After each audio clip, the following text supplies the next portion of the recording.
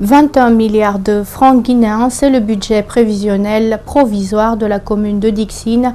Les conseils étaient réunis ce mercredi pour leur première session. Plusieurs questions liées aux préoccupations des populations de Dixine ont été débattues au cours de cette rencontre. C'est d'ailleurs un exercice auquel se soumet la plupart des maires à travers le pays. C'est un compte rendu de Bintou Traoré et Tierno Sadouba rendu par Abdourahmane Ba.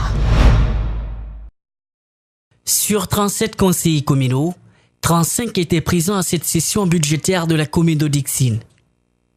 Il s'agissait au cours de cette rencontre de discuter, d'amender et d'adopter le budget annuel de 2019. Il y a des commissions techniques de travail qui composent la mairie de Dixine, qui ici sont au nombre de 7. Il y a au niveau de ces 7 commissions la commission économique et financière. La logique voudrait que ce soit cette commission qui travaille sur l'élaboration du projet de budget. Ensuite, au moment de la session, les conseillers se retrouveront pour voir est-ce que ce qui est prévu dans cette proposition est bon. Après la validation de ce budget prévisionnel qui s'élève à plus de 21 milliards de francs guinéens, plusieurs travaux pourraient être réalisés dans la commune pour satisfaire les citoyens. C'est la première fois que la commune accède à un tel budget. Donc si ce budget, ce montant est obtenu, je ne dis pas que du miracle va être fait, mais Dixine opérera un nouveau changement. L'adoption du budget a une importance capitale pour les habitants de la commune. Le représentant du gouvernorat de la ville de Conakry souhaite que le montant soit utilisé pour répondre aux attentes de la population. Toutes les forces sont réunies autour d'une même table pour débattre des questions du développement de la commune de Dixine. Si cela est fait, je pense que cela va marquer un changement futur dans le développement de la commune. Comme Dixine, l'ensemble des communes de Conakry et de l'intérieur du pays ont entamé ce type de session. Autre chose, dans ce journal, les risques liés à l'utilisation du mercure dans l'exploitation des mines au cœur d'une rencontre ce mercredi à Conakry.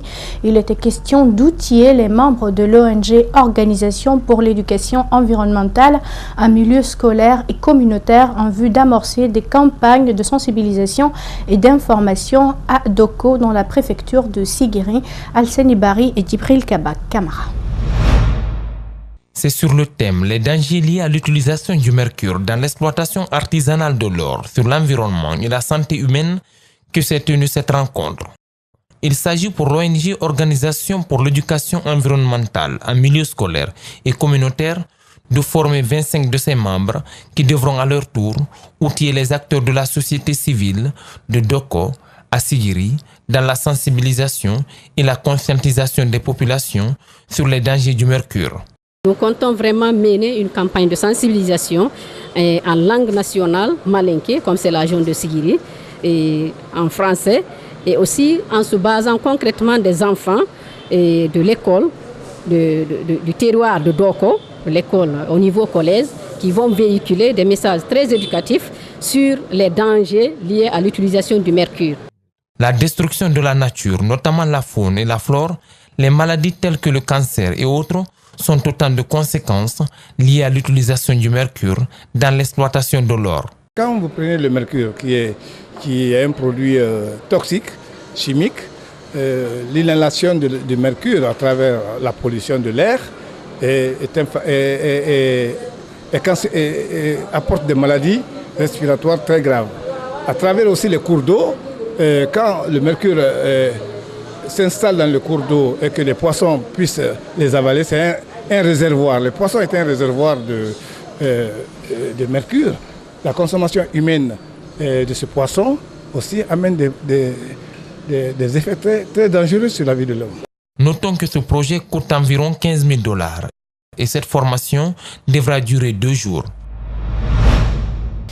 Permettre à ses membres de connaître des principes et règles du monde syndical, c'est le souci qui anime la Fédération syndicale professionnelle de l'éducation FSPE en collaboration avec le syndicat national des enseignants du secondaire. Elle a entamé ce mercredi une session de formation à l'endroit de ses membres. Ces nouveaux élus syndicaux des 33 préfectures et des 5 communes de la capitale prennent à cette formation qui a duré 4 jours à Conakry. Compte rendu Malik Siangana Kamara et Mohamed Alucini Kamara. La Fédération syndicale professionnelle de l'éducation FSPE, dans son plan d'action, privilégie la formation de ses nouveaux membres élus.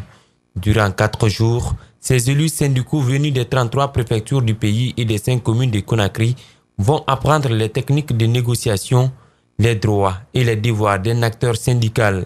Nous avons initié cette série de formations à l'intention de nos camarades dans le but de les doter des outils élémentaires leur permettant de jouer pleinement le rôle de défenseur des droits fondamentaux, de l'activité syndicale dans un pays en pleine mutation. Par ces séances de formation, la FSPE veut davantage contribuer à la qualification de l'enseignement guinéen et des travailleurs.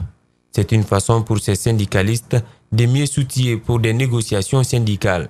La Fédération syndicale professionnelle de l'éducation a toujours marqué un saut particulier son empreinte en matière de qualification des ressources humaines, tant sur le plan de l'éducation ouvrière que celui de la formation professionnelle. Le système éducatif guinéen a traversé successivement des crises qui ont impacté la formation des apprenants. Faire de la sensibilisation à tous les niveaux serait une bonne solution, suggère le représentant des 3 ministères en charge de l'éducation. Nous devons descendre en profondeur partout, dans toutes nos écoles, dans toutes nos DCE et DPE, et au niveau même départemental du système éducatif, pour sensibiliser, convaincre tout le personnel à y adhérer et d'être constant pour éviter les multiples crises que l'école guinéenne a connues depuis maintenant quelques années. À la suite de cette formation, les participants devront procéder à des restitutions dans leurs bases respectives. Une question, comment promouvoir et valoriser le textile guinéen à travers le pagne africain? La structure Sakoba Business Communication tente de trouver une réponse à cette question. Ce mardi, elle a lancé la première édition du Salon du textile et du pagne africain, une exposition de 3 jours à laquelle plusieurs localités du pays ont pris part.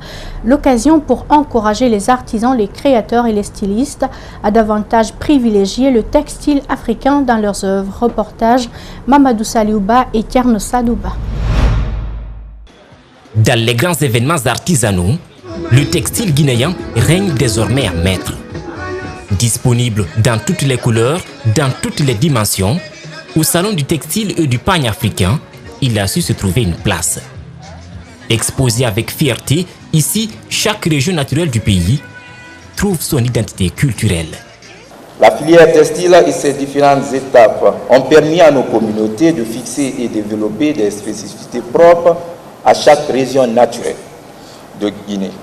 Le Kendéli en Basse-Côte, le Lépi en Moyenne-Guinée, le Bara en Haute-Guinée et la forêt sacrée en Guinée forestière. Plus qu'un habit, avec le pagne du continent, la femme africaine exprime toute sa beauté. Mais problème, dans certains endroits, le pagne est synonyme de pauvreté. Il y a 22 ans, quand j'ai porté le Kendéli pour aller au Conseil des ministres, mes cadres m'ont dit que je leur ai fait honte. Ils sont venus me dire, Madame la ministre, pourquoi vous ne portez pas du bazin, la broderie anglaise, comme vos camarades? J'ai dit, je porte ce qui est guinéen. Et puisqu'un ministre en général, on hésite à le contredire, on ne m'a rien dit, mais je savais bien que je leur faisais beaucoup de peine. Aujourd'hui, les mentalités changent. Les femmes et même les hommes trouvent du plaisir à le porter, mais pour plus de visibilité, il va falloir lutter contre la concurrence déloyale, la contrefaçon et le manque de promotion. Et là, j'appelle le président de la République à nous assister à travers le partenariat public-privé, à nous aider à ouvrir à certaines portes, comme on le dit. Pour les cas des sponsors, surtout, il faudrait que l'État nous accompagne pour que nous, les promoteurs, nous puissions avoir accès au sponsoring de ces événements. Le textile et le pagne africain peuvent créer une grande différence. Ils peuvent être partout. Ce salon va prendre fin ce jeudi. Il reste encore du temps pour faire des achats.